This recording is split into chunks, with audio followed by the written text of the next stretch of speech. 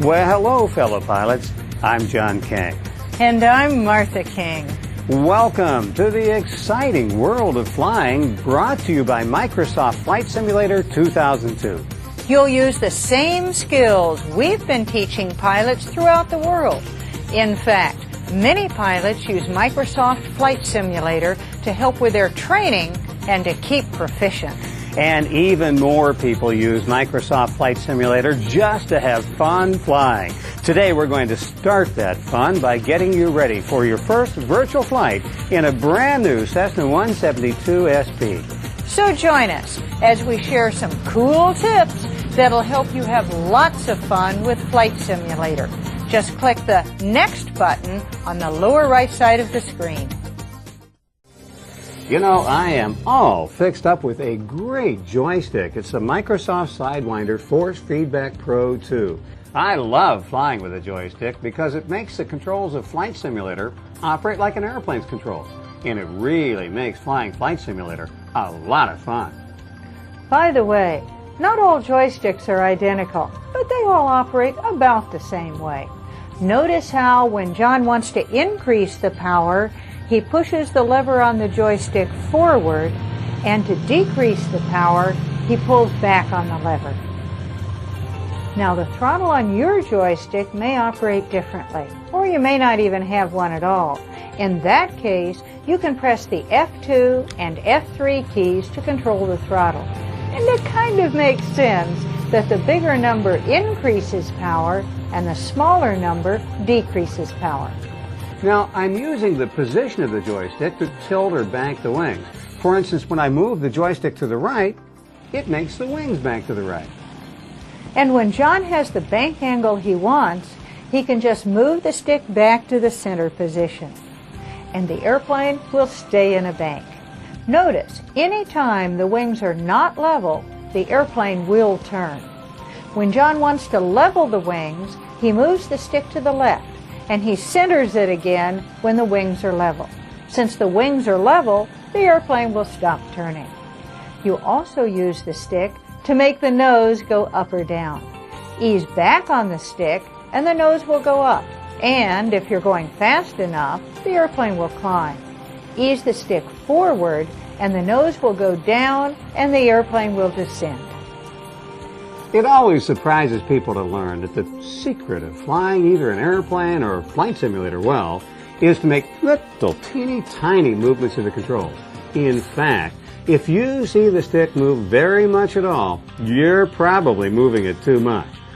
On the other hand, one of the really fun things about Flight Simulator is if you want to move the stick a lot, you can make the airplane do some pretty interesting things.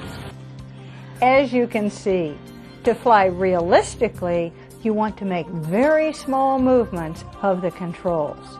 Now, take a look at the key commands on the screen below. Then click on the Next button to learn a neat secret about using the flight instruments to control your airplane. You know, to get the most fun from Flight Simulator, you'll want a joystick. But you can still have lots of fun flying with the keyboard controls. First of all, to control the throttle, you press the F2 and F3 keys. Notice how when John wants to increase the power, he presses the F3 key. And to decrease the power, he presses the F2 key. It kind of makes sense that the bigger number increases power and the smaller number decreases power. And if you don't have a joystick, the numeric keypad gives you another way to control the airplane itself. Before you use the keypad, make sure numlock is off. Now to use the keypad, just imagine an airplane on top of the keypad and think of tapping on the part of the airplane you want to move down. For instance, I want to push the right wing down for a turn to the right, so I'll tap on the 6 key. When John has tilted the wings to the bank angle he wants, he presses the 5 key to center the controls, and the airplane will stay in a bank. Notice, anytime the wings are not level, the airplane will turn. To bring the left wing down, John taps on the 4 key. When the wings are level, the turn stops. and John presses the 5 key to center the controls. Tap on the 8 key and the nose will go down and the airplane will descend. Tap on the 2 key and the tail will go down and the airplane will climb. The trick to controlling the airplane with the number pad is to not hold the keys down for very long. You know, the longer you hold a key down, the more the airplane will move. Now, on the other hand, one of the fun things about Flight Simulator is you don't have to hold the keys down for very long to make the airplane do some pretty exciting things. As you can see, to fly realistically, small control inputs are the name of the game. Now, take a look at the key commands on the screen below. Then click on the Next button to learn a neat secret about using the flight instruments to control your airplane. There are lots of instruments to look at on the panel, but just 6 of them are known as the primary instruments. Even though they don't always look exactly the same, you'll find these 6 instruments in almost every airplane. Now, we're going to let you in on a little secret.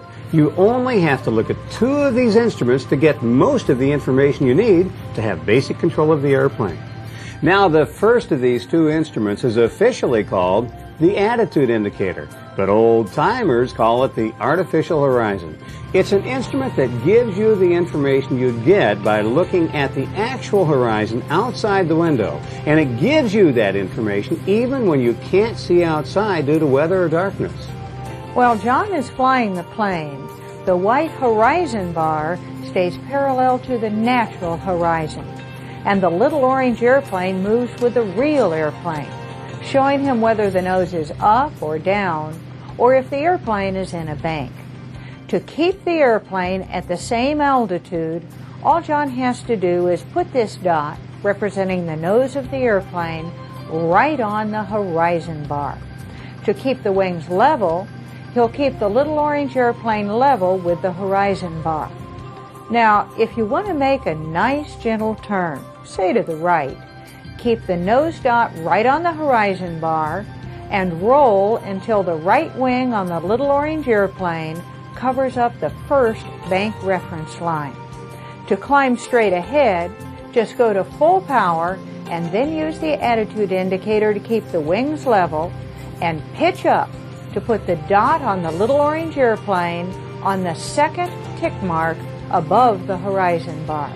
That'll give you a great climb attitude. Now, here is something that may surprise you.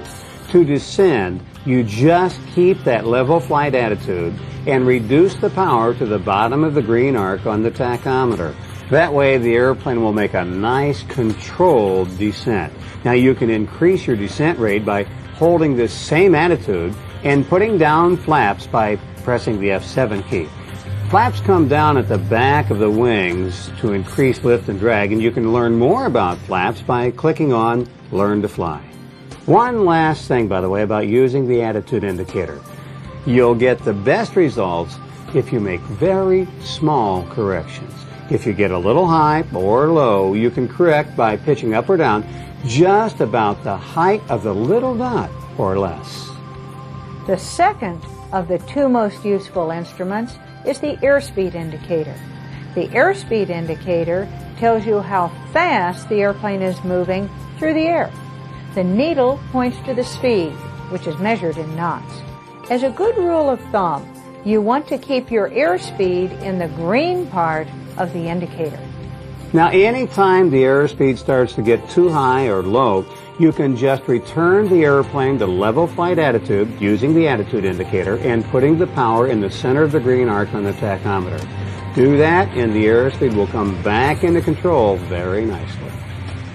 You know, as you can see, together, these 2 instruments tell you most of what you need to know to do a pretty doggone good job of controlling the airplane. But the other 4 primary flight instruments are important too, and you can learn more about them in Learn to Fly. Meanwhile, it's time to meet your instructor. So click the Next button on the lower right side of this screen. All right, it's time for you to take off on your first flight in Flight Simulator. You're going to have a great time. So let's meet your flight instructor, who will ride along with you today. Taking you on this flight is Rod Machado. Rod holds an airline transport pilot certificate and all fixed-wing flight instructor ratings. He's an accomplished pilot, a truly fun guy, and a fantastic instructor. Thank you, John and Martha. Over the years, I've taught many people to fly and have fun learning. It'll be no different in Flight Simulator 2002. Let me tell you about what we're going to do in this short introductory flight. First, we'll take off from right here at Montgomery Field in San Diego, California. I'll talk you through the takeoff where you'll accelerate down the runway, raise the nose to takeoff, and establish a stable climb. After we climb to a safe altitude, we'll level off and practice a few turns, climbs, and descents. Then I'll help you get the airplane pointed back toward Montgomery Field, and I'll help you land the airplane. That's right, I said land the airplane. How will we do that? It's simple. As we get close to the airport, I'll help fly the approach and give you instructions to lower the flaps and configure the airplane for landing. Just as we get above the runway, you'll pull the throttle back and flare for landing by raising the nose of the aircraft just before touching down on the runway. Now, all that might seem a little much for this first flight, but trust me, we'll have a good flight. So buckle up, adjust that seat, and let's go flying. And because this is Flight Simulator, you can exit the flight at any time by pressing Escape. You can also take this flight again as many times as you like. And oh, one last thing. Rod has an entire course about flying for you right here in Flight Simulator. So be sure to explore the lessons by clicking the Learn to Fly button on the left when you're done flying. Are you ready to go flying? Then click the Fly Now button on the lower right side of this screen.